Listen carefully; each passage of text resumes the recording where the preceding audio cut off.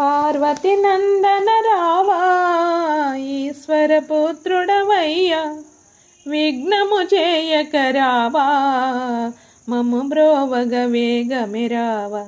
రావోయి విఘ్నరాజా తొలి పూజలందరావా, రావోయి విఘ్నరాజా. పిండి బొమ్మగ వెలసి ప్రతిభను చూపిన దేవా, కరుణామృతము మాపై కురియగజేయుము తండ్రి.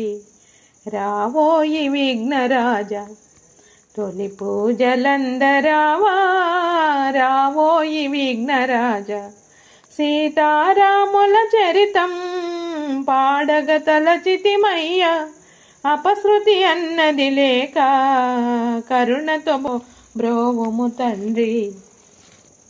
రావోయి విఘ్నరాజా తొలి పూజలందరావా, రావోయి విఘ్నరాజా.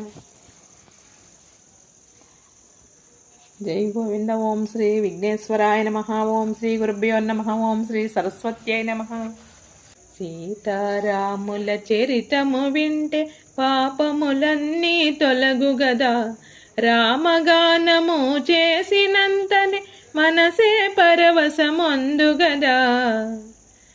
అయోధ్య నగరాన దశరథరాజు రాజధానిగా చేసుకొని సత్యధర్మాలను ఆచరిస్తూ ప్రజలను చక్కగా పాలిస్తుండే. ఆ రాజు నాకు ముగ్గురు భార్యలు, కౌసల్య, కైకా, సుమిత్ర. ముగ్గురు భార్యలు తమ భర్తకు అనుగుణముగా మసలుతుండే. సూర్యవంశపు దశరథరాజు ప్రజా గౌరవాన్ని సంపాదించి దాన ధర్మములు యజ్ఞయగాదులు ఎన్ని చేసినా సంతానమే లేదు. దశరథరాజు కుల గురువైన భగవానుడే వశిష్ఠులు మంత్రులు కవి పండితులతో సమావేశమై ఆలోచించిరి. అశ్వమేధ యాగము చేయ సంకల్పమే చేసిరిగా, పుత్రకమేష్టి యాగము చేసిన సంతానము కలుగుననిరి.